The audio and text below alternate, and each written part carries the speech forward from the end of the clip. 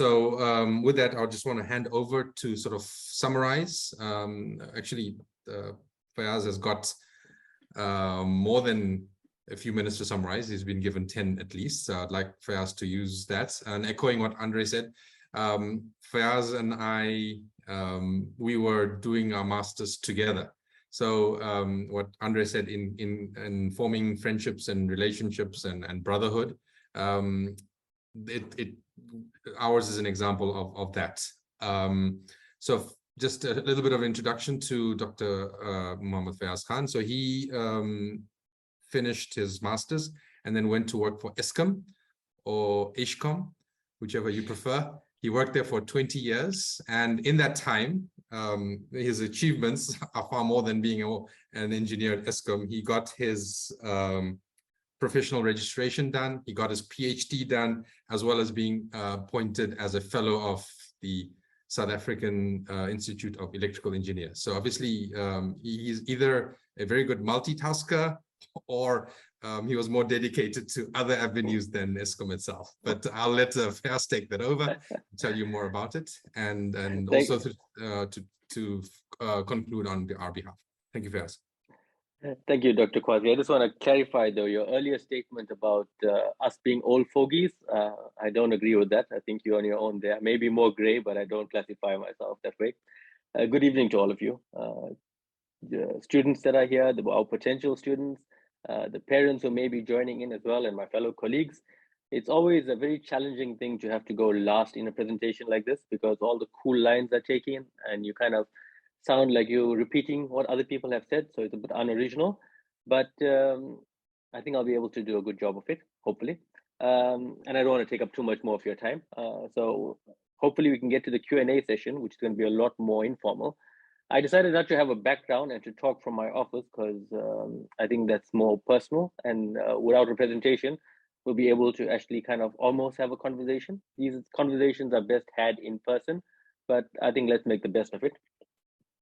I think Dr. Quazi felt confident asking me to close because hopefully the energy that I'm going to exude is palpable from the point of view that I really love this discipline. You know, he mentioned that we kind of did our masters together all the way back in 2000, 2002. And thereafter, I kind of left, but never left. And now I've come back after 20 years to take up a position as a senior lecturer in the Department of Electrical Engineering. And people may wonder, why would I do that, right? Did I have some sort of obsession with wanting to know what it's like to live with a lower salary? Was it all the ESCOM jokes? I think it was the latter. I don't know whether I could handle any more of that. But in all seriousness, the reason I personally came back, my personal story for coming back to the university was during lockdown, I started reading a lot more, and I read this truly horrific book called The Uninhabitable Earth. Now, the context of that book is it's a book on climate change and what we can expect to happen in 2050, in 2100, if things don't change. So, I say 2100, 2100, sorry. So in any case, that book depressed me first, it scared me. But after going through all of those kind of processes, I then felt, I can't just kind of, you know, give in to this, right? It's our kids are going to inherit this planet, and what planet is there? You know, we need to kind of work on this. And then I also kind of humbly came to the realization that I didn't have the skill set to kind of take this challenge on by myself. I don't think any one person does. I felt that perhaps my expertise would best be placed helping equip the engineers of tomorrow to kind of face these upcoming problems that are going to come, because they are the ones who kind of have to fix this mess we may have created for them. So I think in terms of my story, you can be rest assured that I'm not telling you to come to a place that I myself did not choose to go to. It's a place that's really kind of full of good vibes. You saw it in Andrew's video, and as he's saying, it's one of the pilot projects that we're talking about. It's a project that kind of we had to debate as to which one to put in. We put that one in particularly because it incorporates a lot of all three of our different engineering programs that we offer. So be rest assured that there's lots of very good work going on there. The discipline of electrical, electronic, and computer engineering, it's a great place to study. It has a perfect blend of young and old, theoretical and practical, and also cool and strict lecturers. Obviously, we put all the cool lecturers here today. So, you'll meet the stricter ones when you come for your first day of registration. The campus is historic and massive, and the labs are one of a kind. And we now offer complementary courses also on entrepreneurship, engineering, business, and environmental science. So when we became signatories to the Washington Accord, I was still in university around then. I guess I'm dating myself now. But I remember one of the ways they made us join up is if we kind of, I don't want to say dumbed down our degree, because that doesn't go down well with our colleagues from the business science, etc. But they needed us to make it more varied. And I think it was a good thing. I think we needed to kind of have a wider range in terms of not just focusing only on the maths and science, but also on the bigger aspects of life and how we kind of fit in together. This next decade is going to be dominated by what us as electrical engineers call the 3Ds. Digitization, and people spoke about that, the fourth industrial revolution, Internet of Things, decentralization, and that's more in specific regard to the power system in terms of where we have this one-way flow of power in the past. Now things are going to be flowing in multiple directions. And disruption. I think that's the one thing that we can all be guaranteed of, is that things are going to change.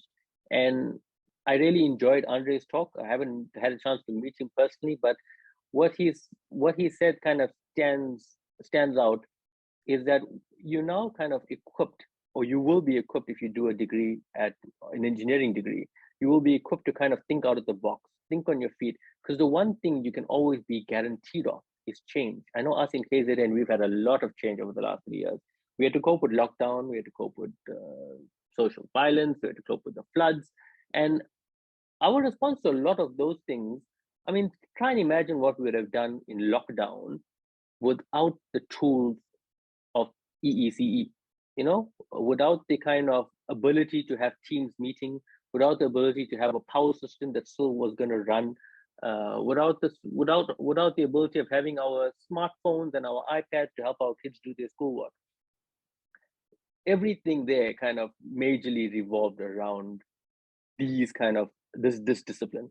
And therefore it's very important. Also kind of going forward, if you think of all the upcoming challenges, I may have seen it in other presentations, the fourth industrial revolution, people were talking about electric vehicles in the chat. We're talking about renewable energy. We're talking about 3D printing and all the things that can kind of bring to you, space travel, all of those things.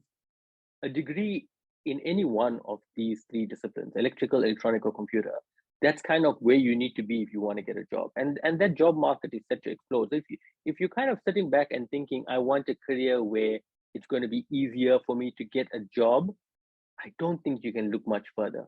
Because even anything else that kind of has to do with it involves us in terms of a collaborative effort.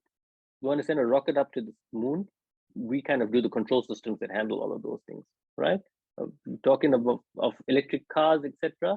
Yes, it's mechanically constructed, but the batteries are us, the control systems are us, the sensors are all us. So it's something that you definitely want to think about, right? Joining our discipline also kind of allows you a bit of flexibility. I know we had a few discussions of that in the chat regarding whether you can move from computer to electronic, etc. Within reason, you can. It's a bit more easier within these three than it would be to move from electrical to, say, civil. So as you're going along in the first year or so, you feel as though maybe your passion lies elsewhere. It's a lot easier to kind of make that move between kind of electrical or electronic, or computer and electrical, etc. So I think in closing, I think I trust that my colleagues and I have done an adequate job of kind of piquing your interest in what you can achieve by getting a degree here. I lecture first year students in their electrical design course. A lot of the first year students don't see the lecturers at EECE because you kind of get your grounding in first year in physics and chemistry and maths and applied maths. But having seen these first year children, it's really cool because I can see they kind of all have the same passion. They all doe-eyed, full of energy, wanting to come out and change the world. And if that's you, I think EECE at UKZN is the place that you want to be. So I think with that, I can conclude my bit of the talk. Just to remind you what Swasti said at the beginning, don't forget that there's a poll. And if you can, please maybe take your time to fill that out before you leave. But I think now we will start the Q&A, Tahmid. So over to